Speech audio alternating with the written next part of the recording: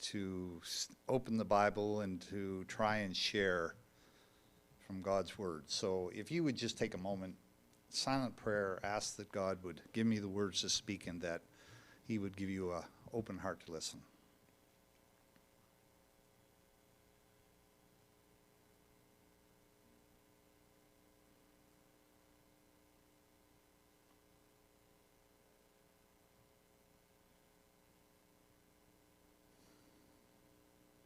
Amen. This is probably one of the most challenging seminars that I've ever tried to do. It's very difficult to paint a drone picture of the plan of salvation, to try to give the big picture and to gallop through the whole plan of salvation over the last 6,000 years or so of this earth, and try to gallop through all that and yet hit some of the high points to show you what I'm trying to accomplish in this is to show you that there is a great picture that's going on in this great controversy, a plan of salvation. And so I'm trying to go through and review step by step and look at that. So I want to just take a moment and review what we talked about a couple of weeks ago when I first started this. We started talking about originally about creation, God's creation. And we talked about Him planting the Garden of Eden. And I did a little side trip there and talked to you a little bit about Ezekiel 28, that Lucifer originally was in the Garden of Eden in heaven. You read it in Ezekiel 28. It says that he was in the midst of the Garden of Eden in heaven. So when God created the Garden of Eden on earth, was it a duplicate? Did He actually plant His garden that was in heaven here on earth? I don't know. But it's interesting to know that the garden originally came from heaven or was a duplicate of what it was in heaven. And when it's restored, when time is over, again, the Garden of Eden is going to be back in heaven. And so what in this grand view of the plan of salvation with that first garden, basically what I tried to put forth is that we were stewards of creation, but more than that, we were stewards of the character of God. When God said, let us make man in our image, I believe that that was more than talking about physical attributes. I think what God was hoping was to duplicate His character in man. Ephesians 1:10 says, we are His workmanship created for good works. And that's what God had in mind. And being stewards of the character of God embedded in the human soul is a great responsibility and a great privilege at the same time. Then we talked about that first span of the generations that existed from creation to the flood. Historians tell us that Adam died probably about a quarter of a century before Noah was born. And during that span of time, there were 7 generations that were actually living on earth. And those generations on earth were so intelligent, and wickedness came so quick that within the time span of those 7 generations, it says that the cup of iniquity is full. If you want an interesting study, go through the Bible and study the words cup of iniquity. Over and over again, you will see that there reaches a certain point where wickedness becomes so bad on earth that God steps in. And we were talking about this in Sabbath school this morning. The antediluvian race, with their great stature and their intelligence, had so defaced the earth that their cup of iniquity was full. And so God sends Noah, and during that span of 120 years, that was a span of direct appeal to the wicked generations existing on the earth at that time to turn back to God. And they wouldn't hear of it. I told you last time I talked about this is that I think, just speculation, but I have a sneaking suspicion that the antediluvians messed around with the gene world so badly that they actually created dinosaurs. And if you read about the destructive capability of dinosaurs, it almost seems like God stepped in out of necessity because they were destroying themselves, and what they had created was destroying them. So this tsunami of evil that flooded the world in that short span, that first 1,000 years or so, Genesis 6:6 says that it broke God's heart. Why did it break God's heart? Because Satan had managed to, in that span of time, to replace God's character made in the image of God with his own character made in the image of Satan. And that was his goal. That pure, life-giving river of life that flowed out of the Garden of Eden and broke into 4 rivers that flowed through the land had become a putrid river of evil, contaminating everything it touched. Self-serving had replaced service above the self, and the world had become so evil that God stepped in with the flood and started again. And so the first garden was removed at that time, and God now starts with the second garden. How come you're not seeing my pictures up here? Oh, there you are. Okay, all right. All right. The second garden begins with a call to one man. God implements part 2 of his dream for mankind. He makes a covenant with one man, almost 100 years old. And this covenant is the beginning of the second garden, or the second vineyard. Isaiah 5:1 says, I sing a ballad to the one I love, a love ballad about his vineyard. The one I love had a vineyard, a fine, well-placed vineyard.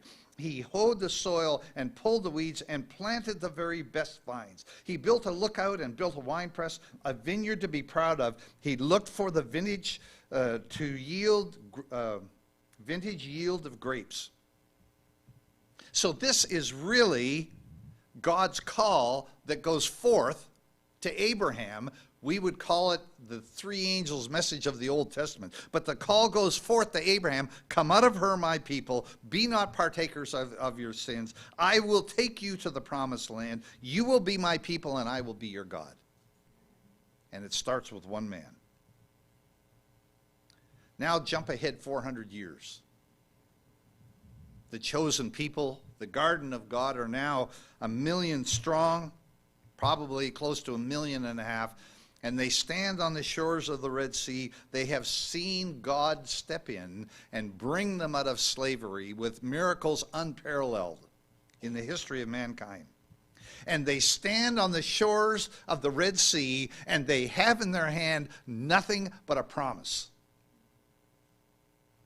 They're heading to a promised land that they've never seen, based on a promise.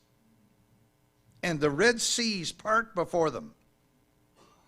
And they cling to that beautiful promise. And when you read the song that Miriam led the people in singing at the end of the Red Sea after they had crossed the Red Sea, that song is the promise of the Canaan land that they were going to. God was going to take them and set them up in the promised land, and they were going to become the stewards of heaven, and they were going to bear the fruits of heaven in their character. So God leads them across the promised land. Now here's a question for you. They could have been to the promised land in about 3 or 4 days. Why would God take them all the way through those wanderings of the wilderness before they ever entered the promised land? Do you ever thought about that? It's a strange thing. When God blesses you with everything, you actually become independent and weak. On that journey through the wilderness, what do you think that those parents and grandparents did every night sitting around a fire? They talked and they dreamed about the promised land that God was going to give them. They longed for when this journey was going to end. And they looked around at desolation in that wilderness. And it increased their desire to be home to the promised land. That was the dream. There was a reason why they sent the spies, and the spies came back. If the spies had to come back with the kind of message that God had showed them, then they would have increased the desire to be in the promised land. And Jesus says there, God says, Jesus actually says, he found me in a desert land, in a wasteland, a howling wilderness. He encircled him, he instructed him, he kept him as the apple of his eye. That's from the song of Moses. It says in that song, as an eagle stirs up its nest and hovers over its young, spreading out its wings and taking them up and carrying them on its wings, so the Lord led them. So the Lord brings them to the promised land. What's the song we're going to sing when we get to the promised land? Revelation says it's the song of Moses and Song of Moses and the Lamb. That's right. So it was God's purpose to restore the original concept of the Garden of Eden on earth. It was purpose to set them, this people, above all the nations of the earth and make them the greatest nation on earth. So God plants his second garden, the vineyard of the Lord. The first thing he does is empties the land of all evil to start again. He wants to start with no taint of sin. And from this promised land, the crossroads of the whole known world, God plants a second vineyard with the idea that all of the world will be drawn to the king's garden. They will come to see the beauty, the wisdom, the intellect, the artistry, the stewardship of the earth, the care for the soil, the care for the poor. They would come to see all this. And then he gives them, in my mind, probably one of the most profound principles for existing in the land of promise, and it's found in Leviticus. As we go through and read Leviticus, it tends to get boring, and we tend to get all caught up in the offerings. You're not supposed to do this, offer it this way, sin offering and all that time. And we totally miss the concept of God's principles of restoration that he was given to the children of Israel. And in Leviticus, you find these 5 principles laid out that were to be the guiding force for the children of Israel in the promised land. And here they are. Number 1, principles of health.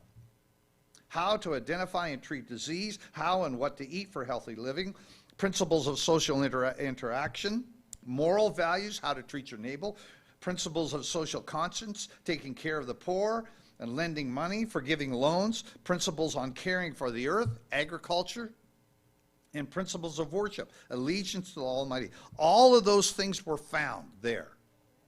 I came across this statement that I thought was really good.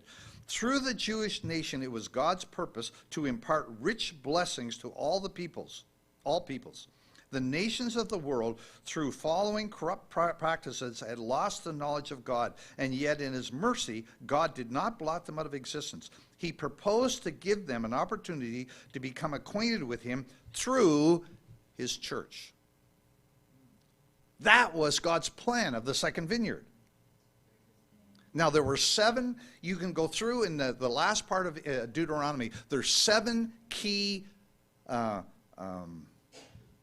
principles or blessings that God outlined that he was going to give them. It says, God planted a living vineyard whose branches and nourishment came from heaven. The ripening fruit was the fruit of character in a peculiar people. So here's what God's plan was. Number 1, this is review. We talked about this before. Number 1 was holiness of character. Their character ennobled, elevated, reflecting more and more perfectly the attributes of the perfect character of God. Imperceptibly, slowly, their character would be drawn to God, and God dwelling among them They would become more and more of a holy people, and they would exude all of the characteristics of the character of God. Grace, mercy, kindness, love, all of those things would be spread from this nation that he had planned. Number 2, the blessings of health. Feebleness and disease were to disappear entirely as the result of obedience to healthy principles. That's what it says in Deuteronomy chapter 7. I will put none of these diseases upon you. Number 3, superior intellect. They were to be far in advance of other nations in wisdom and understanding. And we will see that this actually happened as we go through a little further. Number 4, this is the rest part of number 3. They were to become a nation of intellectual geniuses, and feebleness of mind would eventually be unknown among them. Wow. Amazing. Number 4, skill in agriculture and animal husbandry. As the people cooperated with the heavenly principles outlined in Leviticus as to the cultivation of the soil, the land would gradually be restored to Edenic fertility and beauty. Flood, drought, pest, disease, crop failure, all these would eventually disappear. There are certain heavenly principles that God outlines that if his people would follow, then God would bless them accordingly. My wife's father was a cattle rancher, and he practiced stewardship of the land in an amazing way. The biblical principle of allowing the land to rest every 7 years, he followed faithfully. And the Lord blessed him as a result of those. And that's what God had in mind in terms of stewardship of the land. Number 5, superior craftsmanship. The Hebrew people were to acquire wisdom and skill in all cunning, that is, a high degree of inventive genius and ability as artisans for the manufacture of all kinds of utensils and mechanical devices. I wonder if the results of this wasn't seen in Solomon's temple. Unparalleled prosperity. Obedience to God would make them marvels of prosperity before the nations of the world, a living witness to the greatness and majesty of God. Deuteronomy 15, 4-6. And number 7, national greatness. Thus all nations of the earth would come to share the blessing so generously bestowed upon Israel. As God prospered his garden, his vineyard on earth, then it would arouse the interest of all the other nations on earth. And they would come and inquire, why are you so blessed? And Israel would be able to tell them. Thus all the nations of the earth would share in the blessing so generously bestowed upon Israel. That was God's plan. And you'll see that Israel's golden age during those years of David and into the early years of Solomon, you'll see that that's absolutely what took place. If you read, it says that silver was counted as nothing and gold was as common as the stones in the street because God blessed the nation, because they were adhering to the principles that he laid out, those 7 principles that we just gave. I love the first part of Kings and Chronicles, where Solomon dedicates the temple. There is nothing more beautiful than those texts in there. Solomon offers all these sacrifices, and then he turns and he kneels before God. And in 1 Kings chapter 8, he offers a prayer that is absolutely sublime. Here is a man of a humble heart who is dedicated to the Lord. And in that prayer, he says, for example, verse 41 says, "And don't forget the foreigner who is not a member of your people Israel, but has come from a far land because of your reputation. People are going to be attracted here by your great reputation, your wonderful working power, who come to pray at this temple. Listen from your home in heaven.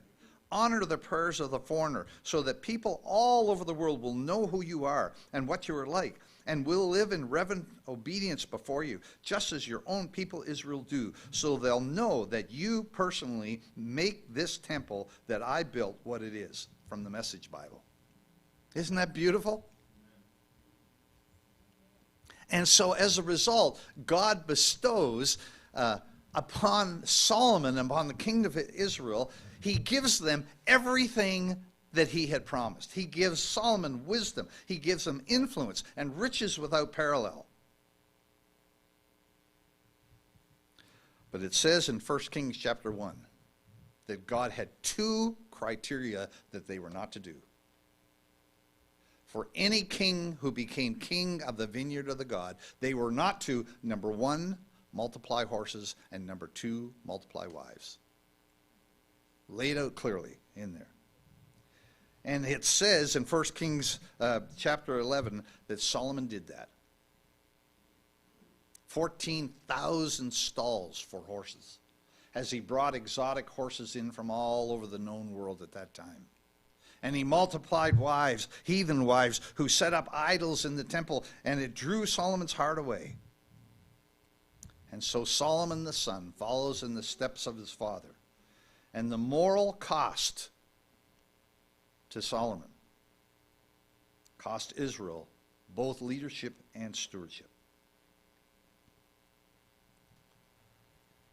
You know, Solomon wrote Proverbs in his early years of life and Songs of Solomon. But in his later years of life, as he had come back from drinking from the broken cisterns of the world, when he came back, he wrote Ecclesiastes. And Ecclesiastes gives you a sad heart, because it's the lament of a broken man. From that point on, the vineyard begins to decline. And the rest of the story, all through 1 Kings and 1st and 2nd Kings, 1st and 2nd Chronicles, down to the end, is the story of this vineyard. It's one story after another of the wandering children of Israel, and it's one of the most difficult stories to read, the saddest stories, as you see after step. And 2nd Chronicles chapter 36. I want you to turn there with me. 2nd Chronicles chapter 36. Last chapter in the book of Chronicles.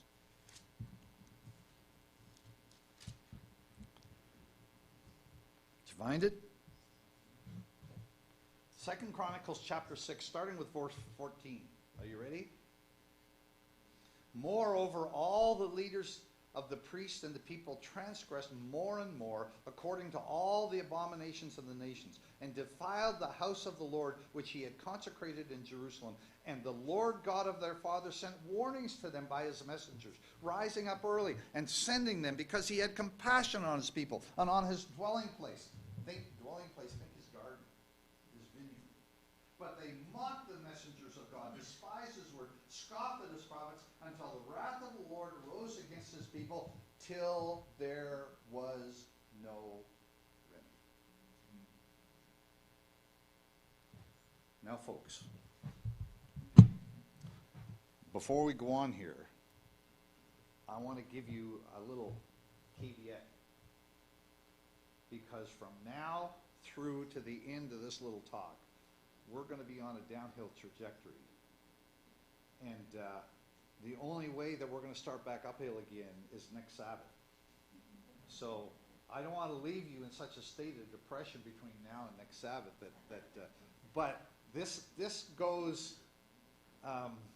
By the time I was done preparing this, I was deeply disturbed when I realized where this goes. But it does turn a corner. So next Sabbath, don't miss. If you're going to not be able to be here next Sabbath, come and see me personally, because I don't want to leave you in a state of depression.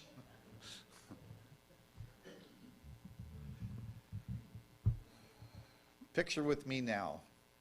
You know, we've been studying through the book of Isaiah. Let me fast forward about 150 years. It's 607 BC. Nebuchadnezzar has arrived in 605, and for a year and a half he has laid siege to Jerusalem until there is nothing left. The people are starving. They're on the edge of ruin, and then finally he breaks in. He destroys the city. The carnage is unbelievable. The city is in ruins, giant gaping holes in the walls. They even strip the gold off the walls of the temple until there's nothing left. And then there starts this unstately procession of slaves marching north of Jerusalem. At the head of the line are the chief officers of the Babylonian Empire, and then the soldiers by rank, carrying the grand banner of Babylon, and bringing in their line Jerusalem's finest. It's a sad hour. Taken into captivity. The final demise of the vineyard of the Lord. Taken in captivity to Babylon. Now, I want to explain something to you here, because we're kind of looking at the big picture, right? A helicopter view of this. So let me explain to this what this means. Satan's goal, he said, I am the prince of this earth. I am the prince of the power of the air. His goal was to set up his kingdom on earth. He wanted to supplant the kingdom of God with his own kingdom. And we call that kingdom Babylon. Let me give you a little historical description of Babylon, because Babylon was the epicenter of Satan's kingdom on earth. Let me just give you some historians' view of it. Babylon was built in a perfect square, 10 miles on each side. It had double walls. The outer walls were polished, painted brick that glittered in the sunshine. You could ride 10 chariots wide on the walls. The walls were 80 feet tall, and there were 250 towers and 100 gates, and each gate was made out of polished brass. Is this beginning to sound like something to you? Surrounding the whole city of Babylon was this huge lake that we would call a moat. The bottom was made of polished brass so that it reflected the sunlight. Sea of glass? The main gate, the Ishtar gate, was magnificent in structure and dazzling in beauty, made of royal blue, and it's now a part of the museum in Berlin. And actually, someone said that there's still a visible part of the original wall in the deserts there in Iraq. But I want you to picture with me now, as these mighty gates are thrown open and the vast throngs assemble, and they're singing praises to King Nebuchadnezzar as he triumphantly rides in with the prizes of war.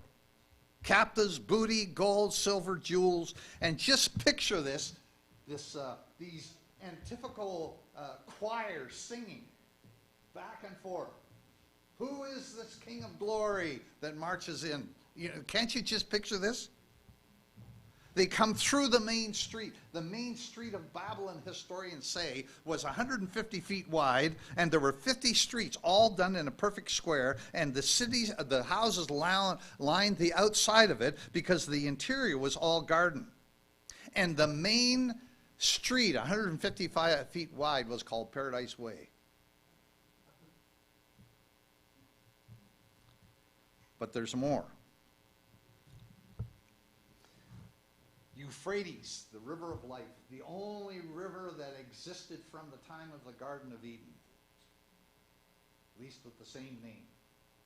The river of life flowed out from under the throne of the temple and the throne of the king, and flowed through the very center of the city. And on each side of this river of life was the hanging gardens of Babylon. It's still considered one of the wonders of the world. What does this sound like to you? The devil has set up his kingdom on earth. And this was his kingdom. It goes clear back and starts from the Tower of Babel, when he was going to build something so big that God could not destroy it anymore. And it was called confusion, right? Which is what Babylon means. Satan said, for Luke 4, verse 6, he said to Jesus, "For this earth has been given to me, and I give it to whomever I wish." Is that true? You just look at the march of kingdoms down through time, And what you'll see is that every one of those kingdoms are kingdoms of Satan or become kingdoms of Satan. All the way down. What did Christ say? He said, my kingdom is not of this earth. God's garden or his vineyard on earth is not made up of a physical structure anywhere. His kingdom on earth is a spiritual kingdom. That's what he was trying to set up. And so Satan takes the children of Israel captive and brings them into the epicenter of his kingdom. With one purpose. There he is going to reprogram them, re-educate them.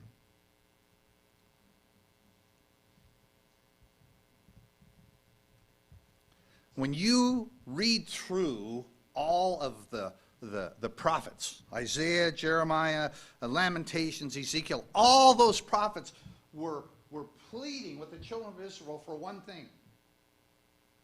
You're going to be, if you don't change your ways, if you continue to follow and worship the kingdom of Satan, you're going to be taken captive into his kingdom. And that's exactly what happened. And when he got them captive, that's why Daniel is such a pivotal book. I'm going to talk to you next week about chiastic structure. But Daniel is the perfect chiastic structure. The first 6 chapters of Daniel are historical. The last 6 are prophetic. The Bible is set up on chiastic. I'm going to talk about it to you next week. But here's the point I'm trying to make. Once the children of Israel are captive within Satan, then God steps in. And he steps in by using 4 people. Daniel, Shadrach, Meshach, and Abednego. And he creates situations in there that bring not just the children of Israel to open their minds to who God is, but all of Babylon. And as you go through those first 6 chapters, you see what God does in the epicenter of the kingdom of Satan. Oh, it's amazing. However, let's read the last part of Isaiah chapter 5. It says, he built a lookout, built a winepress, a vineyard to be proud of. He looked for a vintage yield of grapes, but for all his pains he got junk grapes. Now listen to what I'm telling you, you who live in Jerusalem and Judah. What do you think is going on between me and my vineyard? Can you think of anything I could have done to my vineyard that I didn't do? When I expected good grapes, why did I get bitter grapes? And then it goes on and it says this. And now I will tell you what I'll do to my vineyard.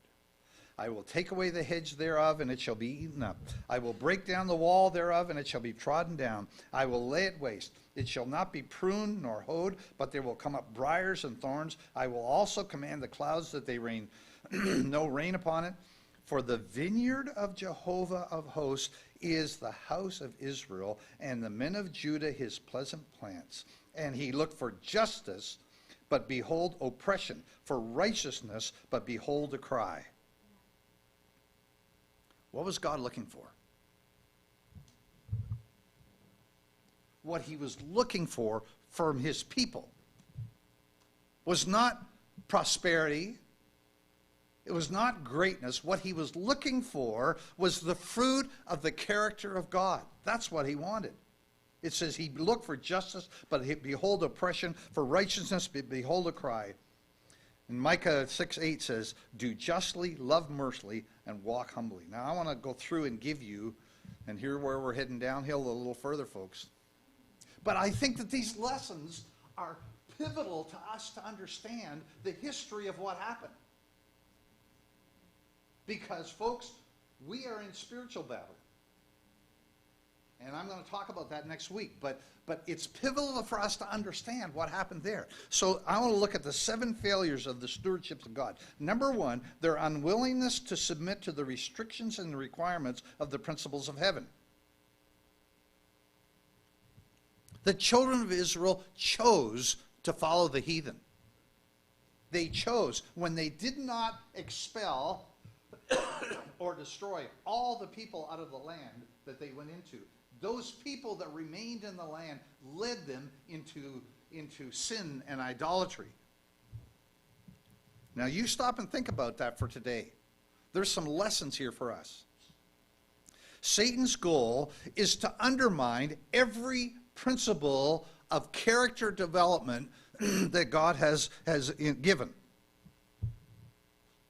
His goal is to undermine every principle of living. You know, you look at the principles in Leviticus. In there it talks about care for the poor, for the downtrodden. It even mentions immigrants. Now, when you want to look at the decline of a nation, here's some telltale signs that you can actually find from back with the second vineyard. Telltale signs are, number one, just watch the plight of the poor among you. An interesting thing happened here about probably the 1960s. The responsibility for the poor in the nation changed hands from churches to the government. And as that happened, then the churches abdicated their responsibility and said, it's your problem now. And the government took on that and built this massive network of social support and justice that's supposed to help the downtrodden and the poor. When the citizens of the country passed from the hands of the churches to the hands of the government, that was a part of the demise that took place in the United States, as far as I'm concerned. Number two, Israel cherished the idea that they were favorites of heaven. Now, folks, there is a great danger in calling yourself a remnant. Well, I believe that my church, the Seventh-day Adventist Church, was called into existence for a specific prophetic purpose. I can tell you that no church has a corner on spirituality.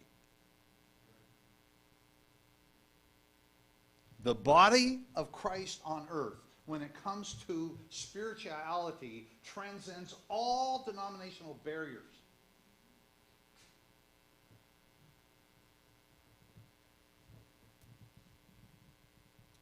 Number three, Israel shut themselves away from the world as a safeguard against sin.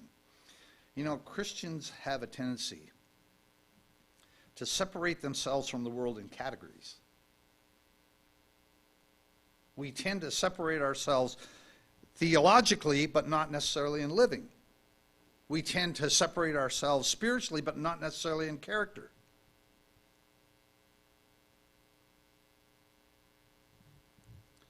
We try to separate ourselves from worldly itself, but the danger is the things in this world bring worldliness. America is a master at materialism. And I know, because I'm as materialistic as they come. I like toys, I like cars, I like, you know, and yet, in a way, it's kind of a mockery to the secular world. Because the secular world says, so how are you really different from us? I mean, you're just as materialistic. You have the same rate of divorce. You have the same rate of cheating on taxes. In fact, you have the same percentage of people in casinos among Christians and secular people. You come unglued just like we do. You polarize yourself into political parties just like us. So how are you really different? It's a compelling question.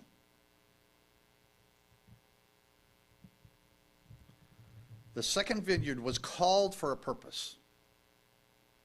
God committed the prophecies to the Jewish leaders, and they were without excuse if they did not know and declare to the people that the Messiah's coming was at hand. That was part of the purpose of the Jewish nation in existing. But there were two more pivotal things. Number one is that they were to live a life of love and mercy and compassion and kindness, and they were to share with the world a picture of the character of the God that they served, through a life well lived. And number two, they were to tell the world about what their Messiah had done for them. Is that not true? Does that not carry through today? Number four, human traditions became honored in the place of the revealed will of God. Traditions, rituals. Every church has them.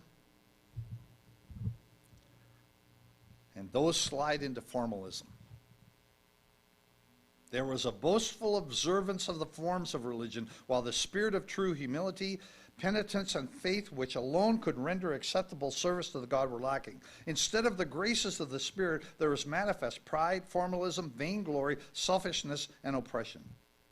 Number five, they eagerly sought the power of God, but not its principles.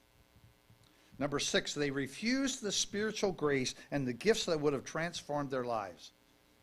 I've got to close. Number seven, they forfeited their plan in the divine, their role in the divine plan because of their failure to bear the fruit in their lives. And it says, till there was no remedy. Now, I just want to go over this quickly. In Isaiah, there are 6 woes, actually 7. Here they are: covetousness and greed, intemperance, a proud heart persisting in sin, calling evil good, vaunted perception of their own wisdom, and wine-bibbers. And the 7th woe was Isaiah, who was writing this, and involuntarily it comes out of his mouth. Woe is me, for I am undone, for I am an evil man living among an evil people.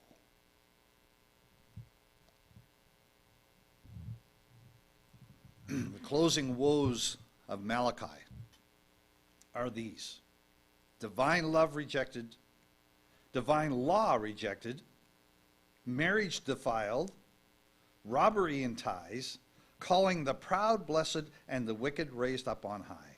And the Old Testament closes with an appeal to the vineyard, and here it is: behold, I send you Elijah the prophet, choose ye this day whom I am served. Now here's what's interesting to me. They go into captivity into Babylon.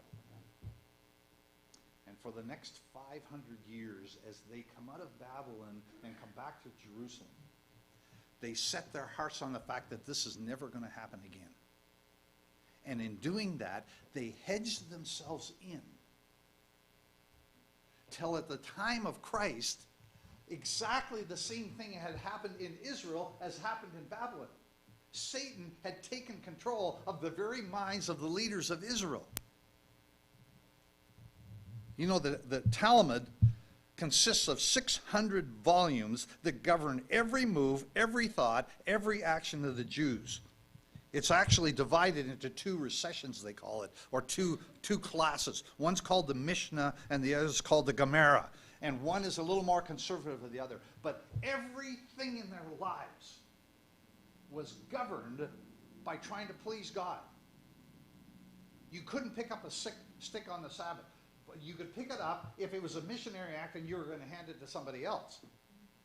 But if you handed it through the door to somebody else, it was a sin unless you handed it up. If you handed it as down, it was a sin. But if you handed it up, it was okay because you were putting yourself lower than the other person. If they received it, if they happened to put their hand through the door, that was a sin. They could only receive it at the threshold. Now you take 600 volumes guiding your lives. Satan had taken captive and brought Israel to the place of behaviorism. It was the lowest point in Earth's history when Jesus arrived on earth, because Satan had taken captive the chosen people of God.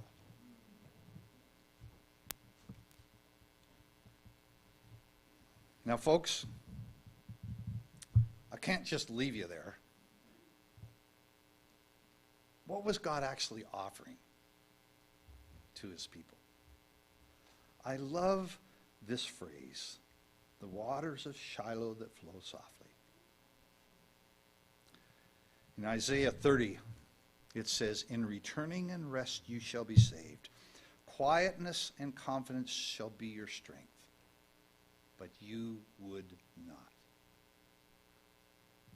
You see, what God was offering them, Jesus said, I come that they have that they can have life. I want them to have it in the fullest way possible. You see, what God was offering them was free grace.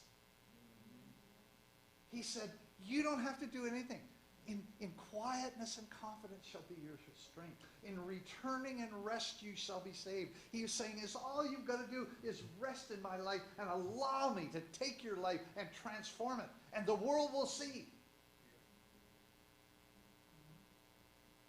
But not up till the New Testament, we don't see that. But there's another garden. So folks, take courage. Next week, we're going to look at the third week.